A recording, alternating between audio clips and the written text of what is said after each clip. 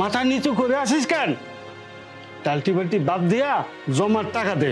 মহাজন আর পোলায় আবদার করছে গরুর মাংস দিয়ে ভাত খাইব, জমার টাকা দিয়ে মাংস কিনছি 1 কেজি। সাবাস সাবাস, তুই তো বাপের মতো কাম করছস। আমার জমার টাকা দিয়া মাংস কিনে ফেলাইছস। আর কালকে যদি তোর ছেলে বলে যে আমি হরিণের মাংস খাবো, তো আমার রিক্সা পয়সা দিয়ে তো হরিণের মাংস কিনে দিবি। আমি এখন সিদ্ধান্ত নিলাম তোর রিক্সা চালানো বন্ধ। আমি রিক্সা এখন তালা মারবো। এটা করেন না, পেটে লাচ্ছি দেন না মহাজন, একদম না খাই মরে যাবো মহাজন। আরে আমি তো তোর প্যাডে লাথি মারতে আসছি না, প্যাডে লাথি তো তুই মারতে আসস। তুই জানোস না আমার এই জমার টাকা দিয়ে সংসার চলে, আমার বউ গোলাপান খায়। এটাই শেষ ভুল, এই ভুল আর করবো না। শেষবারের মতো আমার মাফ করে দেন। যা, মাফ করে দিলাম।